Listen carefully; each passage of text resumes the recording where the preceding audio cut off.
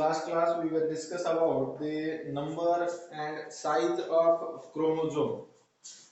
Number आणि क्रोमोझोमची size आपण last lecture मध्ये डिस्कस केलेली. बरोबर आहे. जसं आपण सांगितलं होतं size of chromosome varies from 0.1 to 33 micrometer. Generally a metaphysic chromosome varies in the size from 0.1 to 33 micrometer.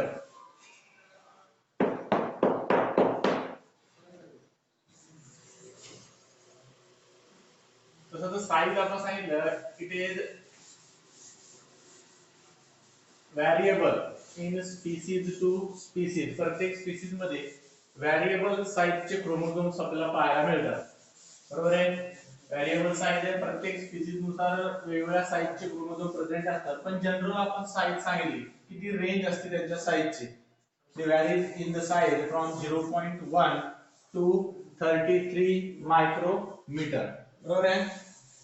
त्यानंतर नंबर ऑफ क्रोमोझोम जर आपण पाहिलं तर क्रोमोझोमच्या नंबर मध्ये आपण सांगतो these chromosomes the number of chromosome is constant for a particular species. एखाद्या particular species साठी क्रोमोझोमचा नंबर ऑलवेज कॉन्स्टंट टाइपचा आपल्याला पाहायला मिळतो. बरोबर आहे. त्यानंतर एका पर्टिक्युलर फेज मध्ये किंवा एका पर्टिक्युलर स्पीसीज मध्ये कॉन्स्टंट पाहायला मिळते. But it is varied according to species. जसं साईजच्या बाबतीत आपण सांगतो तशीच सेम कंडिशन आपल्याला नंबरच्या बाबतीत सुद्धा पाहायला मिळते. Number of chromosome is variable in species to species while it is constant for a same species. जसं आपण ह्यूमन बीइंगचे एक्झाम्पल काल सांगितलं होतं नंबर साठी सुद्धा आणि साईज साठी सुद्धा. नंबर आपण सांगितलं in case of human being the total number of chromosomes which are present in the individual cell is 46 chromosomes. बरोबर आहे. 46 क्रोमोझोम प्रेझेंट असतात. त्यानंतर या क्रोमोझोमच्या नंबर मध्ये आपण तीन टर्म सांगितल्या पाहिजे. तीन टर्म इम्पॉर्टंट आहेत, तुम्ही लक्षात ठेवायच्या. एक आपण सांगितलं प्लॉइडी. त्यानंतर प्लॉइडी नंतर सेकंड एक टर्म आपण सांगितली युप्लॉइडी आणि आणखी एक टर्म सांगितली होती एनियोप्लॉइडी. हे ज्या तीन टर्म्स आहेत या तिन्ही टर्मचा मीनिंग आपण सांगितलं होतं. प्लॉइडी आपण सांगितलं it is a basic primary number of chromosome. Basic primary integer number of chromosome. बरोबर आहे. इंटिजर मल्टिपल ऑफ क्रोमोझोम आपण त्याला प्लॉइडी लेवलला कन्सिडर करतो. जसं हॅप्लॉइड नंबर ऑफ क्रोमोझोम मध्ये त्याचा टोटल जो बेसिक नंबर आहे तो नंबर आपण इंडिकेट करतो आणि युप्लॉइडी मध्ये आपण मल्टिप्लिकेशन करतो त्याच्या प्लॉइडी लेवलला. बरोबर. जसं हॅप्लॉइड असेल तर एक सिंगल सेट क्रोमोझोमचा, डिप्लॉइड असेल तर दोन सेट प्रेझेंट असतात, ट्रिप्लॉइड असेल तर तीन सेट, टेट्राप्लॉइड असेल तर चार क्रोमोझोमचे सेट्स प्रेझेंट असतात. Integer multiple of a basic primary chromosome number is considered as the euploidy and euploidy may be it is diploid, triploid, tetraploid, pentaploid or polyploid. polyploid काही particular organisms आपल्याला पाहायला मिळतात. जसं example मध्ये आपण लक्षात ठेवू शकतो व्हीट मध्ये पॉलिप्लॉइड टाइपच्या व्हीटच्या व्हरायटीज आपल्याला कॉमनली व्हीट मध्ये पाहायला मिळतात. त्यानंतर एनियोप्लॉइडी एक युनिक कंडिशन आहे. It is a unique condition in which there is either a addition or deletion of a chromosome. जो त्याचा बेसिक नंबर आहे क्रोमोझोमचा त्या बेसिक क्रोमोझोमच्या नंबर मधून either एखादा क्रोमोझोम त्या नंबर मध्ये ऍड होणं किंवा एखादा क्रोमोझोम काय होणं डिलीट होणं. This addition or deletion of a chromosome is considered as the aneuploidy. जसं आपल्याला माहिती आहे ह्यूमन बीइंग मध्ये सेक्स डिटर्मिनेशन साठी सेक्शुअल डायमॉर्फिझम जे आपल्याला ह्यूमन बीइंग्स मध्ये पाहायला मिळते. Human beings show XX or XY type of combination. According to this sex chromosome, when the individual have the XX type of combination, it is termed as female, and when it is having a XY type of combination, it is termed as the male. तर male आणि female denote करण्यासाठी generally आपण या क्रोमोझोमचं combination consider करतो. बरोबर आहे. But if there is a individual which has a XXY type of combination, जर त्या इंडिव्हिज्युअल मध्ये XXY असं क्रोमोझोमचं कॉम्बिनेशन जर असेल त्यावेळेस आपण त्याला कम्प्लिटली मेल सुद्धा आणि फिमेल सुद्धा डिनोट करू शकत नाही. बरोबर आहे. ही एक अॅन्युप्लॉइडीची कंडिशन आहे. In this condition there is a addition type of mutation. कोणत्या टाइपचं म्युटेशन आहे? ऍडिशन टाइपचं म्युटेशन आहे. जिथं एक एक्स्ट्रा क्रोमोझोम काय झालाय, डुप्लिकेशन मुळे त्या इंडिव्हिज्युअल मध्ये ऍड झालेला आहे. रिप्लिकेशन झालं क्रोमोझोमचं आणि एक्स्ट्रा एक्स क्रोमोझोम त्या सेल मध्ये प्रेझेंट आहे. त्यावेळेस त्या कंडिशनला आपण अॅन्युप्लॉइडी कंडिशन कन्सिडर करतो. बरोबर आहे.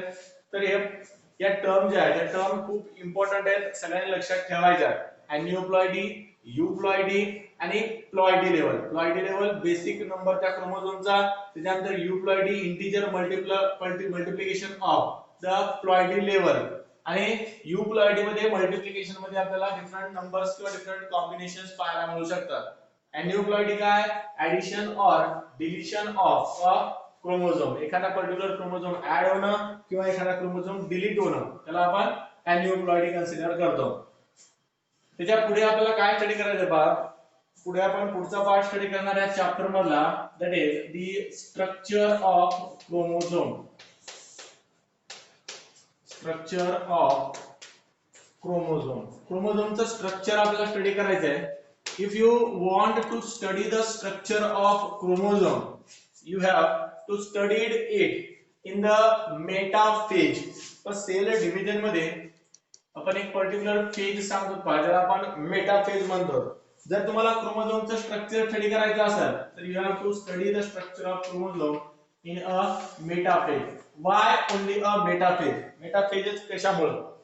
त्याचे एक पर्टिक्युलर रिझन आपल्याला लक्षात ठेवायचं पहा. ज्यावेळेस आपण सेल डिव्हिजन स्टडी करतो त्या सेल डिव्हिजन मध्ये सेल डिव्हिजनच्या दोन बेसिक फेजेस आपल्याला पाहायला मिळतात. सेल सायकल जी आहे या सेल सायकलला दोन फेजेस मध्ये आपण डिवाइड करू शकतो. सेल सायकल, बरोबर आहे.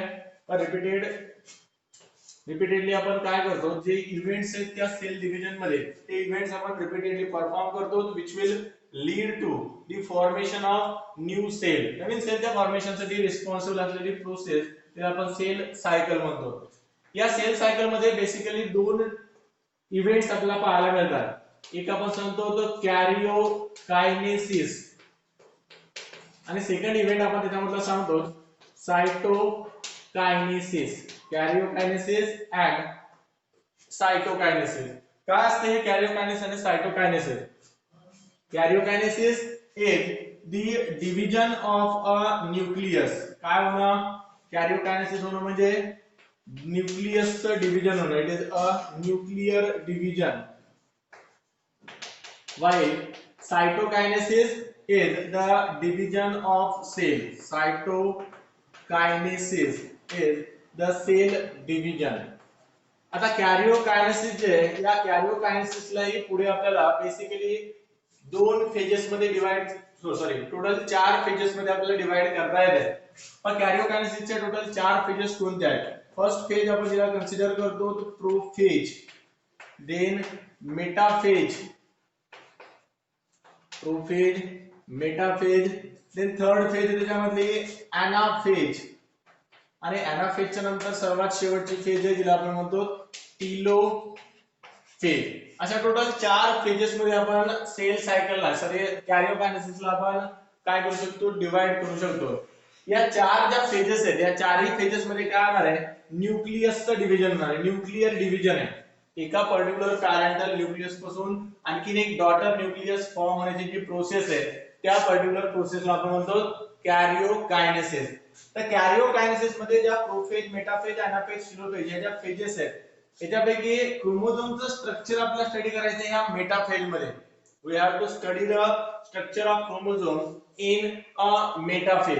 आणि मेटाफेज मध्ये क्रोमोझोमचं स्ट्रक्चर स्टडी करण्याचं एक बेसिक रिझन आहे, because in a metaphase chromosomes are more condensed.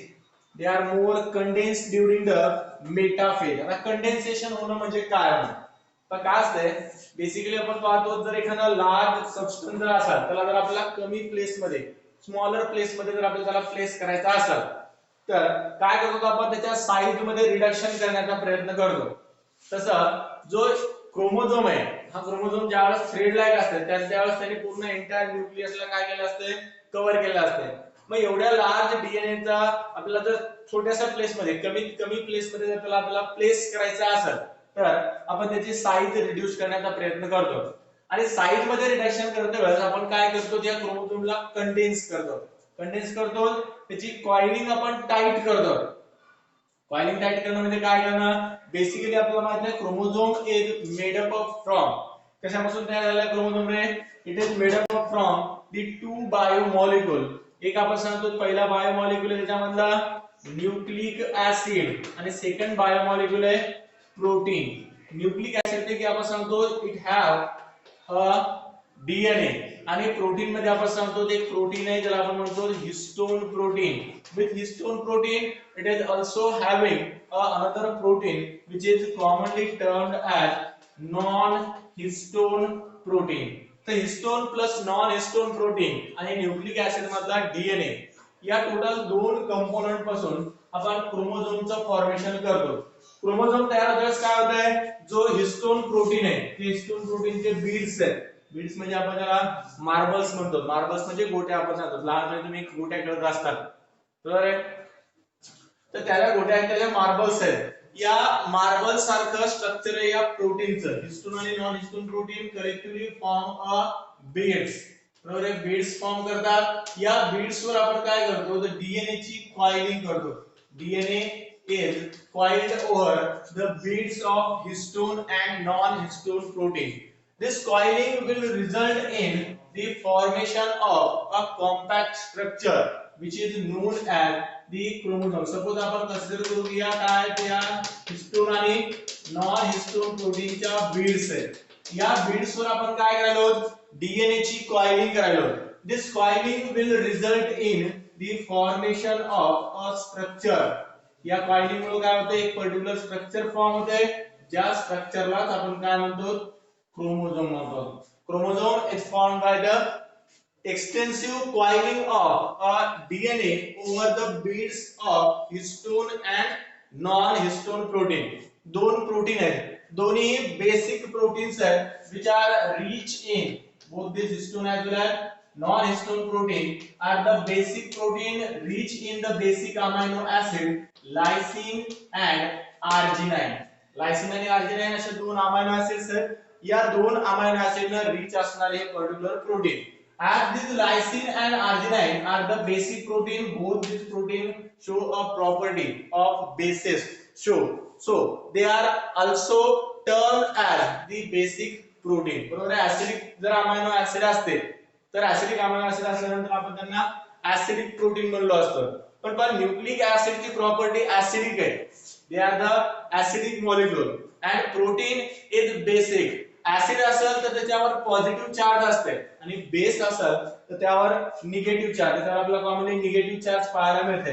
DNA वर पॉझिटिव्ह, हिस्टोन वर निगेटिव्ह चार्ज आणि या पॉझिटिव्ह निगेटिव्ह चार्ज मुळे त्यांच्यामध्ये अट्रॅक्शन आपल्याला पाहायला मिळते आणि या अट्रॅक्शन मुळे डीएनए ला आपण इझिली कॉइल करतो over the histone protein. It can easily coil over the histone protein due to the acid base interaction. Acid आणि बेसचं इंटरॅक्शन होऊन किंवा दोन्हीचे रिएक्शन होऊन इथं वॉटरचं फॉर्मेशन होत नाही. जनरली तुम्ही पाहता एखाद्या ऍसिडिक सबस्टन्सला तुम्ही जर एखाद्या बेसिक सबस्टन्स सोबत रिएक्ट करत असतात तर त्या रिएक्शन मध्ये कॉमनली वॉटरचं फॉर्मेशन झालेलं आपल्याला पाहायला मिळते. But here there is no water molecule form during the interaction of the basic histone protein and acidic DNA molecule. या ऍसिड आणि बेस मध्ये इंटरॅक्शन खूप टाइट आहे. बरोबर आहे, tightly coiled over the histone protein. हे जे कंडेन्सेशन आहे किंवा ही जी कॉइलिंग आहे ही कॉइलिंग खूप एक्सटेन्सिव्ह असते. The coiling is too much extensive during the metaphase. So the structure of chromosome can be clearly observed during the metaphase. Prophase मध्ये आपल्याला माहिती आहे क्रोमॅटिडच्या फॉर्म मध्ये.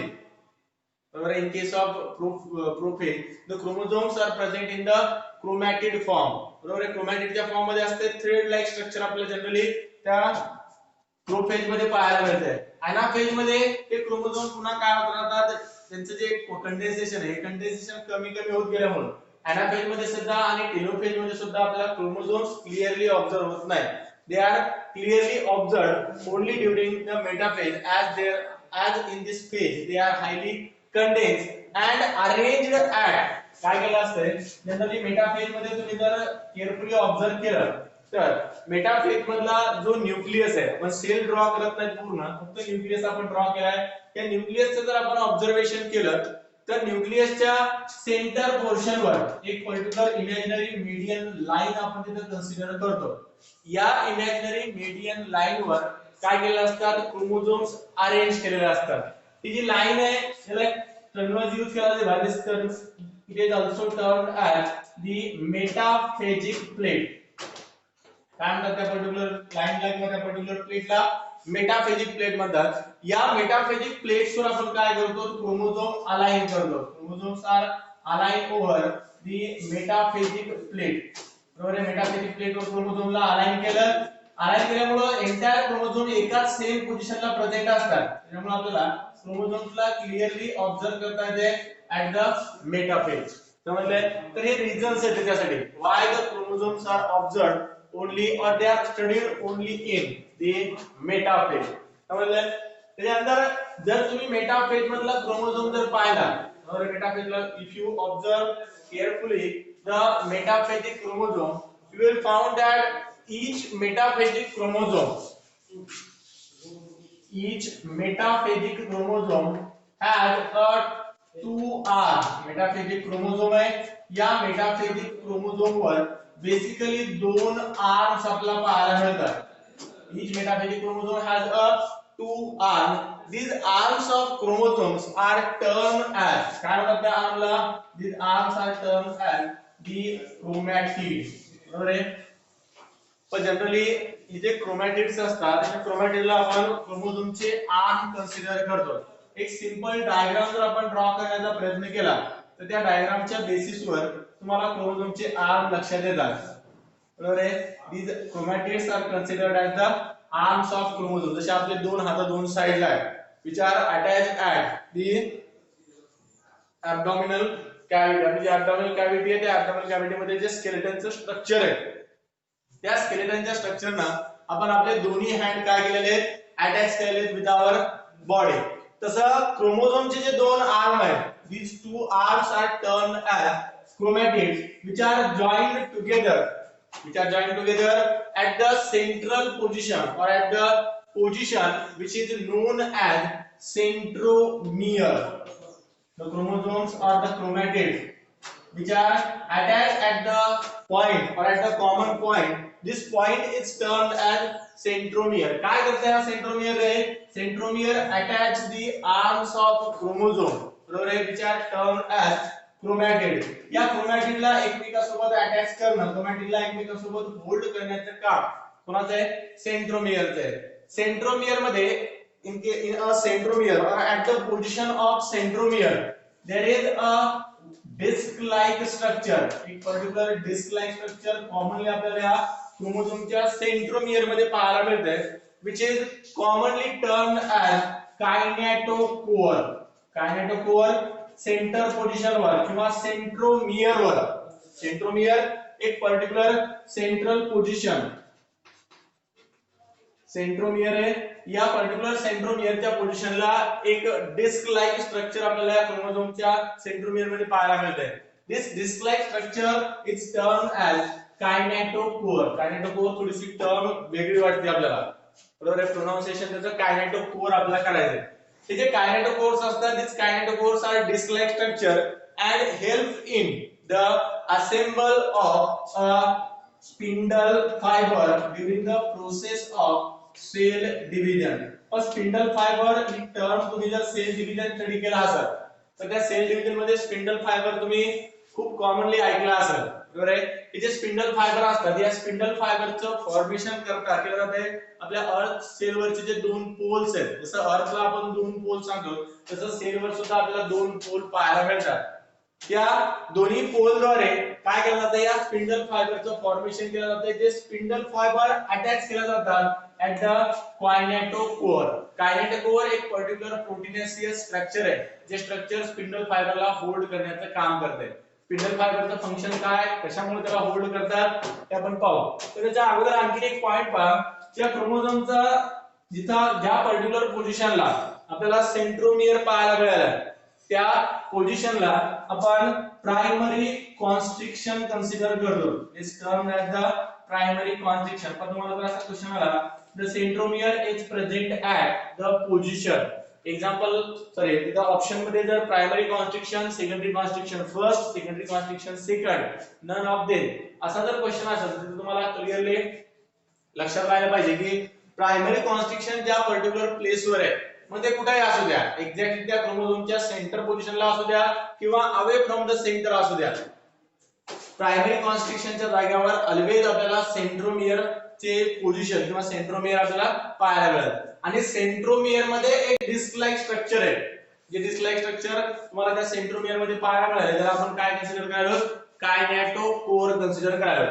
कायनेटोकोरचं फंक्शन काय आहे? Kinetochore is responsible for the holding of, it hold the spindle fiber during the course of or during the process of cell division. Spindle fibre जे त्या spindle फायबरला hold करण्याचं त्याचं काम आहे. तर स्पिंडल फायबर होल्ड कसे करतात, त्याच्यानंतर स्पिंडल फायबर त्या क्रोमोझोमला स्ट्रेच कसे करतात, या स्ट्रेचिंग बद्दल आणि त्या होल्डिंग बद्दल आपण लगेच पाहू. एवढे इम्पॉर्टंट पॉइंट्स आहेत, लगेच एकाच मिनिटात लिहून घ्यायचे फास्ट.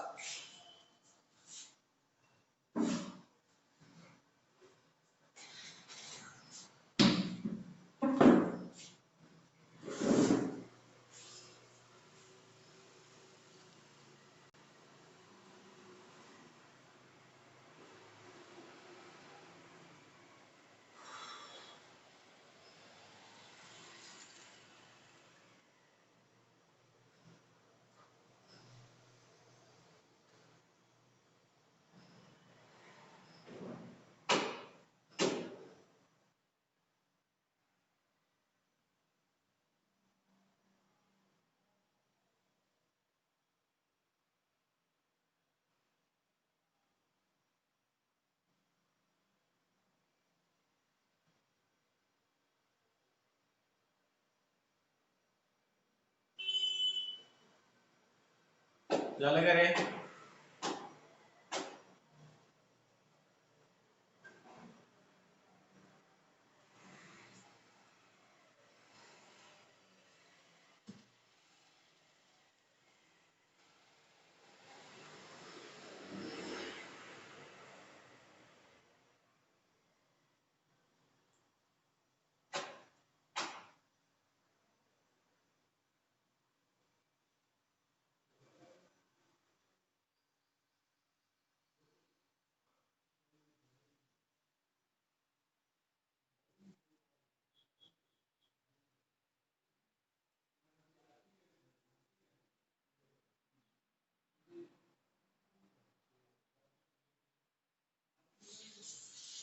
झाले? मोडू का?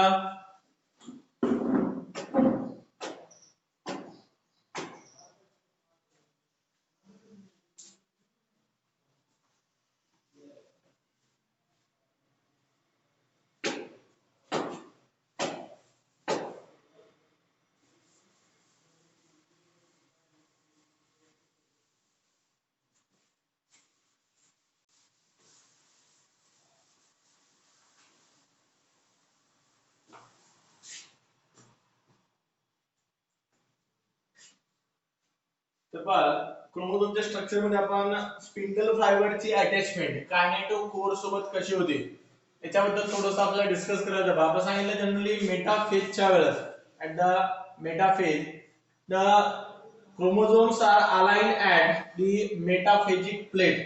क्रोमोझोमला काय केलं जातंय, या मेटाफेजिक प्लेट वर अलाइन केलं जातंय. सपोज हे दोन क्रोमोझोम्स आहेत, या दोन क्रोमोझोमला आपण काय केलंय, मेटाफेजिक प्लेट वर अरेंज केलेलं आहे. आता या मेटाफेजिक क्रोमोझोमच्या स्टेज मध्ये आपल्याला डायड फॉर्म मधले क्रोमोझोम्स पाहायला मिळतात. This dyad form of chromosome has to be separated from each other. काय करावं लागतं, या दोन्ही डायड फॉर्म मधल्या क्रोमोझोम्सला एकमेकांपासून सेपरेट करावं लागतं. त्याच्यामुळे सेलच्या न्यूक्लियस मध्ये जे दोन पोल्स आहेत, बरोबर, सेल मध्ये जे दोन पोल्स आहेत, हे जे दोन पोल्स आहेत, त्या पोल द्वारे काय केलं जाते, फायबरचं फॉर्मेशन केलं जाते. जे फायबर्स काय करतात, बेसिकली अटॅच होतात जाऊन या कायनेटोकोर सोबत. आणि कायनेटोकोर सोबत त्यांची अटॅचमेंट झाल्यानंतर दोन्ही साइडचे जे दोन्ही फायबर्स आहेत त्यांच्यामध्ये ज्यावेळेस त्यांचं एक्सटेन्शन होतंय त्यावेळेस एक रिएक्शन आपल्याला पाहायला मिळते, त्याला आपण म्हणतो पॉलिमरायझेशन रिएक्शन. पॉलिमरायझेशन ना स्पिंडल फायबरचं एक्सटेन्शन होणं, स्पिंडल फायबर काय होणं त्यांची लेंथ इन्क्रीज करणं. आणि पॉलिमरायझेशन झाल्यानंतर पुन्हा अगेन ते काय करतात, डीपॉलिमरायझेशन करतात. डीपॉलिमरायझेशन मध्ये स्पिंडल फायबरची लेंथ कमी व्हायला सुरुवात होते.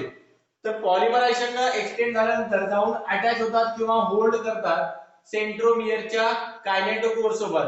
आणि नंतर पुन्हा ज्यावेळेस डीपॉलिमरायझेशन करतात त्यावेळेस हे क्रोमोझोमला दोन्ही साइडने काय करतात, पुल करतात. जसं रस्सी खेच मध्ये तुम्ही पाहिलं असाल काय करतात, दोन्ही साइडना इकडेचे काही प्लेयर असतात तिकडून काही प्लेयर असतात, दोन्ही साइडला रस्सी एकमेकांकडे काय करत असतात, ओढत असतात. जर रस्सी चांगली असेल तर रस्सी टिकल, पण जर वीक टाइपची रोप असेल, वीक असेल रोप तर काय दोन्हीकडून ओढायले, दोन्हीकडून ओढण्यामुळे काय शेवटी ते जी रोप आहे ते रोप काय होईल, तुटून जाईल, दोरी तुटून जाईल. तसं काय होतं क्रोमोझोमचं जे सेंट्रोमियरची पोझिशन आहे या सेंट्रोमियरच्या पोझिशन पासून स्पिंडल फायबरनं पुल केल्यामुळे हे दोन्ही क्रोमोझोम एकमेकांपासून काय होतात, सेपरेट होतात. पण इनिशियली या क्रोमोझोम्सला एकमेकांसोबत टाइटली होल्ड केलेलं असते at the point of centromere. हे दोन्ही क्रोमोझोम एकमेकांपासून पुल करतात आणि क्रोमोझोम आपल्याला काय होतात, पोल साइड कडे मूव्ह झालेले पाहायला मिळतात. ही जी क्रोमोझोमची मूवमेंट आहे, ही जी क्रोमोझोमची वॉकिंग आहे, त्या पर्टिक्युलर वॉकिंगला म्हणतात chromosomal walking. Actually chromosome walking करत असतात का, त्यांचं वजन वाढलेले का रे, क्विंटलभर वजन झाले का, नाही. काय झालेलं आहे, त्या स्पिंडल फायबर जे त्यांनी होल्ड केलेले ते स्पिंडल फायबर त्यांची लेंथ कमी करायला, त्याच्यामुळे क्रोमोझोम आपल्याला पोल साइड कडे मूव्ह झालेले जनरली ऑब्झर्व होतात. आणि ही जी मूवमेंट आहे त्या पर्टिक्युलर मूवमेंटला आपण म्हणतो क्रोमोझोमल वॉकिंग. क्रोमोझोमल वॉकिंग काय करायचे, सकाळी सकाळी मॉर्निंग वॉकला चालले त्याच्यामुळे आपण त्यांना वॉकिंग म्हणाल, असं काही का तिथं नाही. क्रोमोझोमची स्पिंडल फायबरच्या डीपॉलिमरायझेशन मुळे काय वाली मूवमेंट वाले, कुणीकडे मूव्ह करायला क्रोमोझोम रे, chromosomes are moving towards the pole, बरोबर आहे. त्या सेल मधले जे दोन पोल्स आहेत त्या पोल साइड कडे हे क्रोमोझोम हळूहळू मूवमेंट करत चालले, त्या मूवमेंटला आपण म्हणतो chromosomal walking. It is due to the spindle fiber which are attached with the chromosome at the kinetochore. जो kinetochore आहे डिस्क लाइक स्ट्रक्चर आहे, त्या डिस्क लाइक स्ट्रक्चर सोबत त्याला आपण टाइटली काय केलेलं आहे, होल्ड केलेलं आहे. समजलंय. Kinetochore is present at the primary constriction. With the primary constriction, a chromosome also have one or two secondary constriction. पहिले जे कॉन्स्ट्रिक्शन ऍक्च्युअली कॉन्स्ट्रिक्शन म्हणजे त्याला आपण डिप्रेशन कन्सिडर करणार आहे, बरोबर आहे. डिप्रेशन म्हणजे काय म्हणतो आपण, त्याला खड्डा म्हणतो किंवा खळगा आपण म्हणतो. जसं रोडवर तुम्हाला डिप्रेशन पाहायला मिळतं. एखाद्या फुल्ली राईप जर फ्रूट असेल, बरोबर, एखादं जास्त पिकलेले जर एखादं फळ असेल त्या फळाला जर तुम्ही प्रेस केलं तर त्या जागेवर एक खड्डा पडण्यासारखं आपल्याला जनरली ऑब्झर्व होते, त्याला आपण म्हणतो कॉन्स्ट्रिक्शन. तर कॉन्स्ट्रिक्शन मध्ये प्रायमरी कॉन्स्ट्रिक्शन तर त्या क्रोमोझोमवर प्रेझेंट आहे. With primary constriction, chromosome also have a one or two secondary constriction. एक पर्टिक्युलर डिप्रेशन होतं, या डिप्रेशनच्या जागेवर सेंट्रोमियर आपण प्लेस केलेला आहे.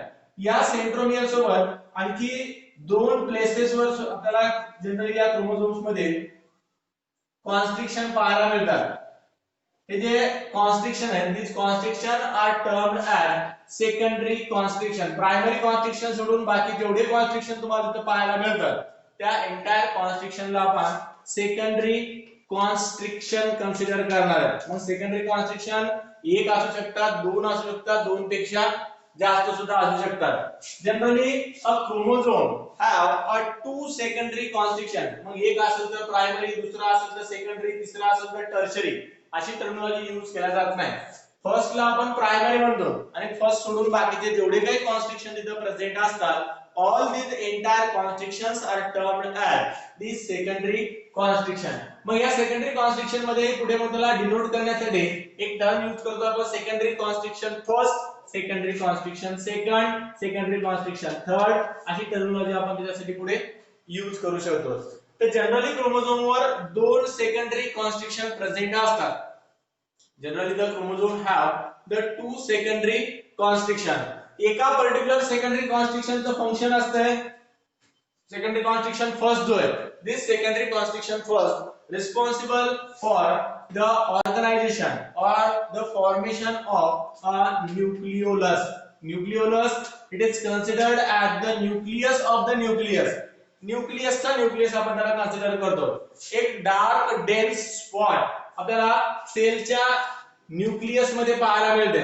ज्या पर्टिक्युलर प्लेसवर काय केलं असतात, क्रोमॅटिड फॉर्म मधले जे क्रोमोझोम्स असतात, या क्रोमॅटिड फॉर्म मधल्या क्रोमोझोम्सला आपण काय केलं असते, ऑर्गनाइज केलं असते, which is also termed as the nucleolar organizing region. Nucleolar organizing region is a secondary constriction first. बरोबर आहे. क्रोमोझोमला ऑर्गनाइज करणं, एकमेकांसोबत होल्ड करून ठेवण्याचं काम या सेकंडरी कॉन्स्ट्रिक्शन फर्स्ट आहे. आणि सेकंडरी कॉन्स्ट्रिक्शन सेकंड जो आहे, this secondary constriction second hold the telomeric DNA which is also called as satellite DNA. Satellite DNA क्रोमोझोमच्या टिपला प्रेझेंट असतो. सॅटेलाइट कशामुळे म्हणतात मला काही टेक्नॉलॉजी कळाली नाही, पण सॅटेलाइट डीएनए म्हणतात. त्या क्रोमोझोमच्या टिपला प्रेझेंट असलेला जो डीएनए त्याला म्हणतात सॅटेलाइट डीएनए.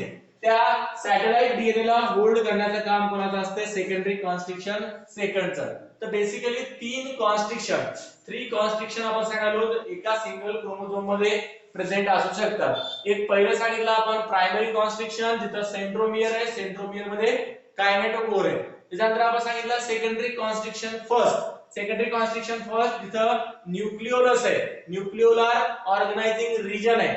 आणि थर्ड जे कॉन्स्ट्रिक्शन आपण सांगालो ज्याला आपण म्हणालो secondary constriction second, it is responsible for the holding of satellite DNA और the telomeric DNA. Telomeric DNA, DNA चा जो टिप आहे त्या टिपला प्रोटेक्ट असलेला जो डीएनए त्याला आपण म्हणतो टेलोमेरिक डीएनए किंवा सॅटेलाइट डीएनए. तर तो डीएनए होल्ड करण्याचं काम असते secondary constriction सेकंडचं.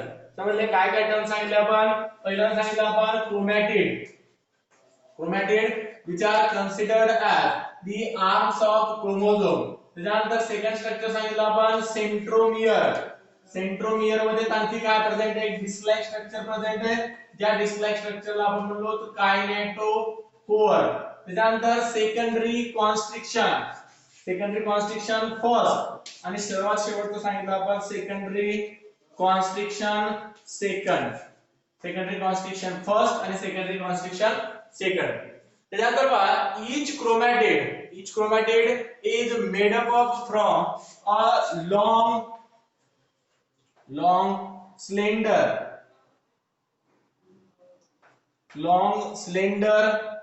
thread like DNA. प्रत्येक क्रोमॅटिड कशापासून तयार झालेला आहे, long slender thread like DNA, double standard DNA पासून.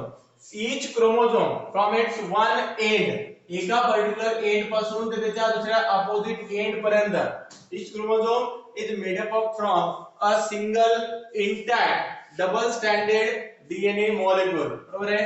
हेलिकल फॉर्म मध्ये आपल्याला कॉमनली डीएनए या क्रोमोझोम मध्ये पाहायला मिळते. तर त्या हेलिकल फॉर्म मधल्या एका सिंगल डीएनए मॉलिक्यूल पासून, एका इंटॅक्ट डीएनए मॉलिक्यूल पासून एका पर्टिक्युलर क्रोमोझोमचं स्ट्रक्चर आपण काय करतो, फॉर्म करतो. The DNA which is present in a chromosome, it is helical long slender thread like DNA which is termed as a chromonema. काय म्हणतात त्याला, chromonema. Chromonema, it is a helical double stranded slender thread like DNA molecule which is coiled over the histone and non-histone proteins bead. Histone आणि non-histone proteins ज्या beads आहेत या beads वर coil केलेला जो डीएनए मॉलिक्यूल आहे त्या DNA मॉलिक्यूलला आपण काय म्हणतो, क्रोमोनेमा म्हणतो. त्याच्यानंतर आणखीन एक इम्पॉर्टंट पॉइंट लक्षात ठेवायचा आहे, एका सिंगल क्रोमोझोम मध्ये from its one end to the opposite end एकच डीएनए मॉलिक्यूल काय झालेला असते, एक्सटेंड झालेला असते. A single DNA molecule is extended from the one end of a DNA toward the up to the opposite end or up to the next end or the other end of DNA. दोन end आहेत प्रत्येक क्रोमोझोमला. बरोबर आहे. या दोन्ही end च्या आतमध्ये present असलेला जो एंटायर डीएनए मॉलिक्यूल आहे तो एकच सिंगल डीएनए मॉलिक्यूलचा स्ट्रँड आहे, डबल स्टँडर्ड डीएनए मॉलिक्यूलचा स्ट्रँड आहे. This is all about the structure of chromosome. बरोबर आहे. डीएनए पासून आणि हिस्टोन प्रोटीन पासून तयार झालेला जो क्रोमोझोम आहे जो आपण इनहेरिटन्सचं युनिट कन्सिडर करायला ते झालं त्याचं पूर्ण एंटायर स्ट्रक्चर. समजलंय? ते 2-3 पॉइंट लिहून घ्या. त्यानंतर आपल्याला टाइप्स ऑफ क्रोमोझोम स्टडी करायचे आहेत.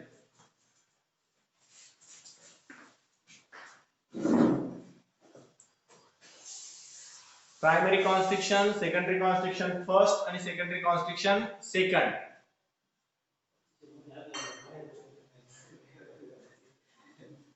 झाले?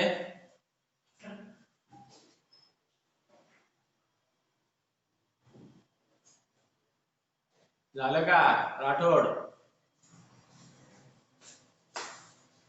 काय का राठोड गेली? ओके. बाकीचे झोपले का रे? काळे सुरू असे झोपू नका. कोण झोपले म्हणाले का? ओके, मुडू करे.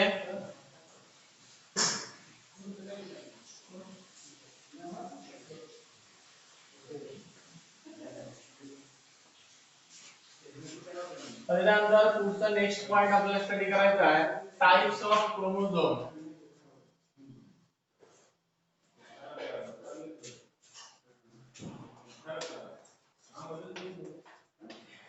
Types of chromosome. पण टाइप्स ऑफ क्रोमोझोम मध्ये क्रोमोझोमचा आपल्याला वेगवेगळ्या टाइप स्टडी करायच्या आहेत. या टाइप्स ठरवण्यासाठी किंवा या टाइप्स मध्ये त्याला क्लासिफाय करण्यासाठी बेसिकली दोन क्रायटेरियाच्या बेसिसवर आपण क्रोमोझोमचे टाइप स्टडी करणार आहे. फर्स्ट क्रायटेरिया आपण स्टडी करणार आहे on the basis of position of centromere. Position of centromere. Position of centromere. आणि सेकंड क्रायटेरिया आपण यूज करणार आहे फंक्शन ऑफ क्रोमोझोम. क्रोमोझोमचं फंक्शन काय? तसं तर बेसिक फंक्शन आपल्याला माहिती आहे क्रोमोझोमचं काय आहे.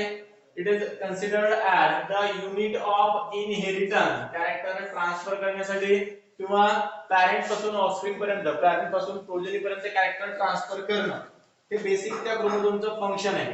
पण या फंक्शन मध्ये आपण पाहतो की क्रोमोझोम्स जे वेगवेगळे कॅरेक्टर्स आपले कंट्रोल करतात त्याच्यामध्ये आपले मॉर्फॉलॉजिकल किंवा बॉडी कॅरेक्टर कंट्रोल करतात, सोमॅटिक सेलचे कॅरेक्टर कंट्रोल करतात की रिप्रोडक्शनचे कॅरेक्टर कंट्रोल करतात. या पर्टिक्युलर फंक्शनच्या किंवा या कॅरेक्टरच्या बेसिसवर आपण एक क्रोमोझोमचं क्लासिफिकेशन स्टडी करणार आहे. Today we are going to discuss about the classification और types of chromosome on the basis of position of centromere. Centromere, which is considered as the central part of the chromosome which hold the arms of chromatid. That is the arms of chromosome. That is the chromatids. आता या सेंट्रोमियरची position क्रोमोझोमच्या exactly सेंटरला जर असेल, if the centromere is present at the center of chromosome, exactly at the center of chromosome, then this type of chromosome is termed as the metacentric chromosome. Metacentric chromosome आहे. Metacentric chromosome मध्ये centromere is exactly at the center. Centromere त्याचं नाव आहे पण तो always सेंटरलाच present असेल असं काही compulsory नाही. सेंट्रोमियर आपण कशाला म्हणणार आहे रे? It is a part which hold the two arms of chromosome. जो पार्ट काय करते क्रोमोझोमचे दोन आर्म होल्ड करते त्याला आपण सेंट्रोमियर म्हणतो. हा सेंट्रोमियर एक्झॅक्टली सेंट्रल पोझिशनला प्रेझेंट असेल तर त्या क्रोमोझोमला आपण मेटासेंट्रिक क्रोमोझोम कन्सिडर करतो. त्याच्यानंतर मेटासेंट्रिक नंतर जर सेंट्रोमियर स्लाइटली एका पर्टिक्युलर एंड कडे मूव्ह करत असेल, या पर्टिक्युलर पोझिशनला प्रेझेंट आहे, इथून थोडासा जर वर गेला, बरोबर आहे, अपर साइडला त्याने जर मूवमेंट केली तर ती मूवमेंट केल्यानंतर एक थोडासा शॉर्ट टाइपचा आर्म, बरोबर आहे, slightly different arms are form due to the shifting of the centromere towards the one end of the chromosome.